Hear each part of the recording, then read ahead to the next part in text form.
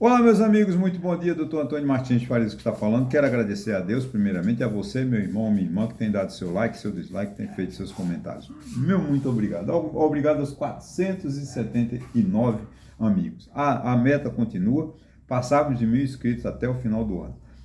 Bom, eu deixo aqui o meu e-mail, meu telefone, caso queira entrar em contato comigo, fiquem à vontade. O título hoje do meu vídeo chama-se STF exige transparência do dinheiro público. Isso é muito importante, o que eu vou falar, pelo seguinte, tem umas chamadas emendas PIX, você já ouviu falar muito no orçamento secreto. O que é isso? São dinheiro, ou dinheiros, né, que não está errado, esse dinheiros no plural, enviados por deputados, parlamentares, senadores, para prefeitos, para governadores, e não sem prestação de contas. O governador e o prefeito que recebe, sei lá, 4 milhões, 5 milhões, não presta conta, não precisa de dizer em que gastou, ou seja, é uma farra com dinheiro público. Dinheiro meu, seu, nosso, né? Isso foi muito explorado no governo Bolsonaro, com a anuência do Arthur Lira, que era o ministro, né? Porque Bolsonaro abandonou, Bolsonaro não governou, passou para Arthur Lira dizendo: governe, não, só não leia o processo de impeachment e deixe que eu vou fazer o golpe de Estado. Né? Eu vou dar um golpe de Estado para eu permanecer por tempo indeterminado lá no Palácio do Planalto. Arthur Lira achou bom e no governo Lula continuou da mesma forma. Aí o ministro tem uma ação no STF, não foi o ministro que por sua conta própria, não, ele foi provocado, ingressaram com a ação no STF, né, pedindo que desse um jeito, que essa era um absurdo. Você enviar dinheiro público, dinheiro do orçamento, que podia ser gasto em saúde, em educação, em transporte, né? Enfim, para deputados e para prefeitos, e era uma farra, né? Só que aí o ministro ontem concedeu a liminar, dizendo o seguinte: não, agora tem que ter publicidade, dizer quem vai, para quem vai, quem mandou, como vai gastar, dando partida e contrapartida. Isso aí sim é de acordo com a lei. Porque o que acontece? O artigo 37 da Constituição estava totalmente sendo desrespeitado. Ninguém respeitava mais a Constituição. Né? Os parlamentares que têm a obrigação de cumprir a lei, que são eles que fazem as leis, né? Não, eles fazem as leis e eles estavam desrespeitando a lei. A lei máxima, a lei mãe, a lei máter, que é a Constituição Federal, que diz o seguinte: todo ato público tem que ser publicizado, tem que ter publicação, para que ele tenha fé pública, para que ele seja realmente legal. Então, essas emendas, elas eram ilegais, inconstitucionais, né?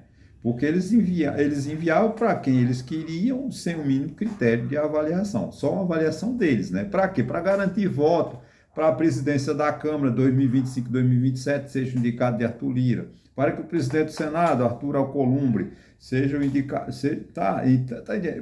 Essa é a realidade. E o povo brasileiro pagando essa conta. Então, o ministro ontem do STF deu uma liminar, ela está valendo. Espero que o plenário do Supremo também confirme, e para dar moralidade, princípio da moralidade, né, previsto no artigo 37 da Constituição, além do princípio da eficiência, da impessoalidade. O dinheiro público não é para ser jogado, né, no lixo, como eles fizeram, né? E também obrigando, né, que o TCU, né, fiscalize essas emendas e que se faça uma auditoria para suprir, para tirar essa irregularidade, porque afinal de contas, gente, a importância, segundo o Estadão, é de 67 bilhões de reais que já foram gastos com emendas parlamentares, chamada emenda PIX. Que a emenda PIX nada é mais do que as emendas individuais, ou seja, cada deputado tem lá no orçamento um determinado valor para ele distribuir para uma prefeitura, para um estado, para trazer benefício, para ele ficar conhecido, para ele ter uma base eleitoral dele. Nós não somos contra isso, né? Que o deputado leve dinheiro para Jataúba, para Taquaritinga do Norte, para Angra dos Reis, né? Para Petrópolis, para Teresópolis. Não, isso é permitido. Agora, é preciso que esteja transparência, que o prefeito de Jataúba diga onde vai gastar esse dinheiro, que o prefeito de Teresópolis diga onde vai gastar. Não é simplesmente entregar 4, 5 milhões a uma prefeitura e dizer: olha, prefeitura, gaste com o que você quiser. Isso é uma vergonha, é um absurdo isso, né? Então, ontem o ministro fez assinou essa liminar e com a hora, já foi tarde, né? Porque já era para ter sido feito há muito tempo. 67 bilhões nossos foram jogados no lixo, né? Porque eles, como eu falei, né? Essas verbas, elas atingem o artigo, elas ferem de morte o artigo 37 da Constituição, né? A decisão do ministro foi em função de uma ação, né, proposta pela Associação Brasileira de Jornalistas Investigativos. Então, parabéns a essa organização, que ainda tem tem pessoas que pensam no bem do país, né? Se depender dos nossos deputados, nós estamos ferrados, né? O brasileiro tá ferrado, porque os deputados, infelizmente, só pensam neles, né? Agora, falando um pouco da Venezuela. Porque esse assunto preocupa todos nós, né? Sábado, dia 28 de julho, teve uma eleição na Venezuela, uma eleição que já nasceu fraudada, ela não devia ter existido da forma como ocorreu, porque o Nicolás Maduro, ele não deixou que os candidatos de oposição se candidatassem, ele prendeu o candidato, ele perseguiu, ele expulsou mais de 8 milhões de venezuelanos fora. Então, era um território totalmente, vamos dizer assim, difícil, uma situação difícil. A eleição não tinha ele assinou um acordo de Barbados, inclusive com o Brasil e Estados Unidos, dizendo que ia ter uma eleição transparente, que ele ia aceitar candidatos de oposição, mas não cumpriu nada, simplesmente fechou e no final entrou um candidato da oposição que não tinha conhecimento, era uma pessoa, vamos dizer assim, desconhecida do eleitor, né? E ocorreu a eleição. Até aí tudo bem, o dia da eleição foi normal, não teve problema nenhum na Venezuela. Só que ao apagar das luzes, ao encerrar as votações, o que é que ele fez? Ele inventou lá, disse que teve um processo interno, uma tentativa de hacker, de um ataque de hacker no sistema lá do Conselho Nacional Eleitoral da Venezuela, que é de Hugo Chávez, né? Ele é que manda, porque ele indicou as pessoas, não tem autonomia. Na Venezuela, o que é que acontece? Quem manda é Hugo Chávez, que ele manda no juiz, ele manda nos tribunais, ele manda no colégio eleitoral, ele manda em tudo, não tem voz de uma terceira força. Graças a Deus, aqui no Brasil, o STF tem a sua força, decide por conta própria, o Tribunal Superior Eleitoral decide por conta própria, não há uma interferência, a Câmara e o Senado não interfere, né, em nenhum dos órgãos. A nossa democracia, ela funciona.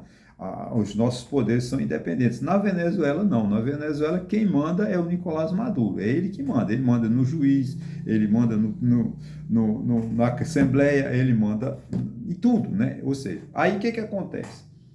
Fechou as urnas, fechou o tribunal, o Conselho Nacional Eleitoral fechou o site, né? Que a internet lá, acho que só ele tem acesso, os adversários não tinham. Então, aí de uma hora para outra, ele apurou, ele chegou e disse, olha, apuramos os votos e o presidente Nicolás Maduro, porque ele venceu com 52% e 33% para o candidato de oposição. Só que esses números não foram provados. Ele não mostrou os boletins de urna, né, conforme manda. Quando termina uma eleição, o que é que faz? Vem aqui no Brasil. Quando termina uma eleição, se você esperar o final da eleição, ficar lá no colégio, lá na sessão eleitoral, você vai ver lá, né? A urna emite um boletim, é fixado na parede ou num quadro, você vai lá apurar quanto teve de governador, quanto teve para deputado, quanto tem para prefeito, né? Como nós vamos ter agora. Lá na Venezuela, não, ele não mostrou esses boletins, ele fechou-se, trancou e disse que ia entregar os boletins depois e não entregou, né? Até agora, em 72 horas era o prazo e já hoje, sexta-feira, e ele não fala nada. E aí começou uma revolução, as pessoas estão vendo que houve fraude, né? Porque não tem como dizer que não houve fraude, porque se ele foi eleito, que ele mostrasse os boletins de urna e não fechar como ele fechou, né?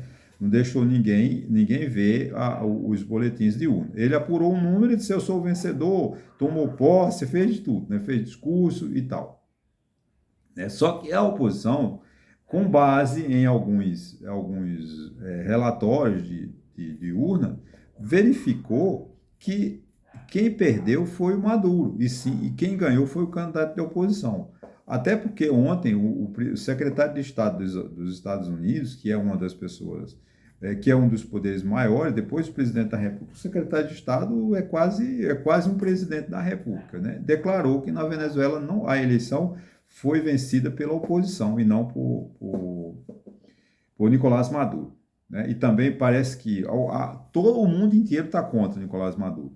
Parece que vão assinar uma carta conjunta, uma nota conjunta, Brasil, México e, se eu não me engano, de Colômbia, que estão exigindo que o Nicolás Maduro mostre as atas da apuração, né? Os boletins de urna. Acontece o seguinte, com esse tempo todo, provavelmente ele já fraudou tudo, né? Pegou as máquinas e fez uma nova eleição. Alterou lá os códigos, fonte lá, porque tem o poder, ele manda em tudo, ele não tem fiscalização, não vai ter auditoria. Então, quando ele apresentar, vai dizer que venceu, mas na verdade não venceu. Mais de 1.000 pessoas já estão presas, já 12 ou 15, 16 pessoas já morreram. A violência está muito grande na Venezuela, né? Eu fiz um vídeo semana passada criticando muito o presidente Lula, porque dizer que o que o presidente Lula disse de uma forma intempestiva, de uma forma equivocada, continuo dizendo que na Venezuela tudo é normal, a eleição transcorreu normal, se a oposição acha que venceu, que entre com ação no judiciário. Não adianta entrar com ação no judiciário, né? Porque quem manda no judiciário é o Hugo Chávez, então ele vai ganhar a ação. Se ingressar com ação hoje no judiciário, uma oposição dizer que ganhou a eleição, tu acha que com os juízes todos comandados, cabos eleitorais de Maduro vão declarar que quem venceu foi a oposição? Claro que não.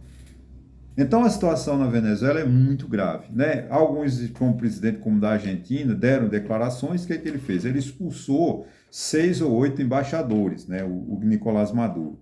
O embaixador, gente, é uma coisa muito importante quando você tem uma embaixada, né, de um país estrangeiro, um país que vem para o Brasil. Por exemplo, nós temos aqui no Brasil, acho que em Brasília, embaixada de quase todos os países do mundo. Quando não temos os representantes, né?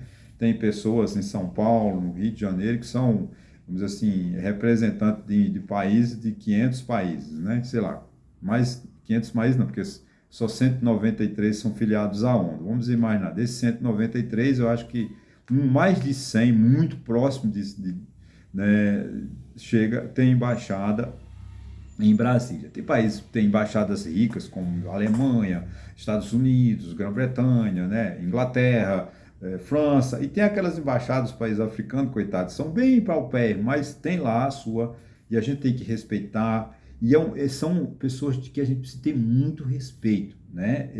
O embaixador da Argentina aqui no Brasil, a embaixada da Argentina aqui no Brasil, um pedaço da Argentina no Brasil.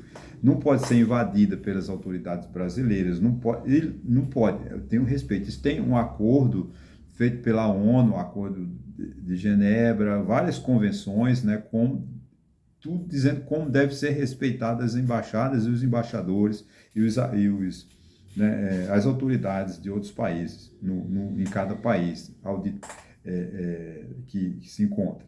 Então, o presidente da Argentina, que é um aloprado, um louco, fez uma declaração intempestiva, agressiva, ele expulsou o embaixador da Argentina, de Caracas, né, lá na Venezuela. E agora, um momento muito interessante, né, que hastearam, né, uma bandeira brasileira na embaixada da Argentina, lá na Venezuela, em Caracas, que é a capital da Venezuela, e o Brasil se responsabilizando, né, pelo patrimônio, pela história, pelos direitos argentinos na Venezuela. Isso é uma atitude do presidente Lula de parabenizar, de ficar feliz, né, com a nossa com a nossa diplomacia. Esse é o orgulho, esse é o Brasil que a gente quer ver. É um Brasil que está colaborando, um Brasil que se responsabiliza pelo que acontecer de errado com a Embaixada da Argentina. O Brasil tem o direito de cobrar, né, do senhor Nicolás Maduro, que ele não pode invadir a Embaixada da Argentina, porque tem uns fugitivos políticos lá, uns perseguidos políticos na Embaixada da Argentina, se eu não me engano, e ele quer porque quer prender. Né? E ele não vai invadir, porque ele não pode, ele não é louco de invadir uma embaixada, né? E o Brasil assumiu. Parabéns ao Lula, o presidente Lula, né? O presidente da Argentina já reconheceu que é adversário de Lula, né? Há um adversário pessoal, uma picuinha entre o Javier Milei e o presidente Lula. Não é culpa de Lula, né? A agressão partiu do presidente da Argentina, né? Foi o presidente da Argentina que agrediu, né, o presidente do Brasil. Então, quando o Lula pede que ele peça desculpas ao povo brasileiro, o presidente Lula tem razão, porque o presidente da Argentina ofendeu ao povo brasileiro. Mas você vê aí o que é um Estado, né? Um Estado democrático de direito. O presidente Lula aceitou, né, defender os interesses da Argentina na Venezuela. Isso é de parabéns. Nós temos que ficar muito felizes com isso, né? Porque o Brasil, né, está sendo, vamos dizer assim, guardião, né, dos interesses argentinos naquele país. A situação da Venezuela, eu não sou um especialista em geopolítica, tem solução? A curto prazo, não. Eu acho que eu não tô, porque eu não quero derramamento de sangue. Eu acho que o povo da Venezuela tem todo o direito de se manifestar, até porque a Maria Corina convocou, acho que um ato político para hoje na Venezuela. Eu espero que não haja derramamento de sangue. Eu quero a paz, né? O problema do Nicolás Maduro, se não houver uma cobrança mundial, um arroxo que o mundo cobre dele, ele está com as forças militares. É muito difícil um golpe militar. E eu não estou também defendendo o golpe, não, porque um golpe é uma coisa, uma agressividade à soberania da Venezuela. Como eu não sou a favor do golpe no Brasil, nunca vou apoiar um golpe de Estado no Brasil, seja de direita, seja de esquerda, eu serei sempre contra golpe, porque nós temos as instituições, a Constituição, né? Vamos ver o que a Constituição da Venezuela, neste caso, vai resolver. A solução seria a renúncia dele, né? Ele sair e pedir asilo em algum país, podia até ser o Brasil mesmo, conceder asilo a ele, político a ele, né? Ou até a Argentina, ou a Colômbia, ou o México, dá um asilo político, ele se afasta do poder, aí teria convocar uma nova eleição, né? E o povo da Venezuela, dentro da transparência, dentro da democracia, elegesse o seu representante. Isso aí seria o ideal. E eu confesso a você que eu não sei como vai acontecer isso. Mas espero uma solução rápida e uma solução pacífica, que não haja derramamento de sangue. Agora, que o senhor Nicolás Maduro está abusando do poder, está, já devia ter saído do governo há muitos anos. Ele governa numa ditadura, está com quase 25 anos, a ditadura na Venezuela, que vem antes de Hugo Chávez, né? Depois de Hugo Chávez, vem o Nicolás Maduro. O Nicolás Maduro está desde 2013, se eu não me engano. Então, realmente, é um absurdo o que está acontecendo na Venezuela. Qual é a importância disso no Brasil? Muita, porque o Brasil, além de ser uma liderança na América do Sul, na América Latina, hoje um único líder, né, que você concorde ou não, líder político no Brasil é Lula, o presidente Lula, é um líder na América Latina e provavelmente um líder de esquerda no mundo. Tanto é que o presidente dos Estados Unidos, né, pediu uma ligação com o presidente Lula, não sei ainda o que eles conversaram, mas o presidente dos Estados Unidos precisou de consultar o Lula. Você vê o respeito que o Brasil tem no cenário internacional. E não tem outro chefe de Estado, chefe político na Argentina, no Uruguai, no Paraguai, que se equipare ao valor que Lula tem. Você possa até discordar dele, como eu já discordei várias vezes, mas é importante a liderança de Lula, né? O PT apoiou, já declarou que o Nicolás Maduro foi o vencedor, enfim, uma ala está dividindo o PT está dividido, uma ala do PT diz que o Maduro ganhou, e outra disse que não, outra disse que foi. Então, o que está acontecendo no PT? O PT, na minha opinião, ele está dividido. Isso gera o quê? Um conflito, uma seriedade, porque uma hora o Lula se aposenta. Como se aposentou o Brizola, como se aposentou Miguel Arraes, né? Uma hora o Lula não vai ficar eterno, o Lula não durará para sempre, né? Provavelmente seria esse, talvez seria o povo assim o desejar mais um mandato, ou seja, governar até 2030. Mas chega uma hora que ele vai se afastar.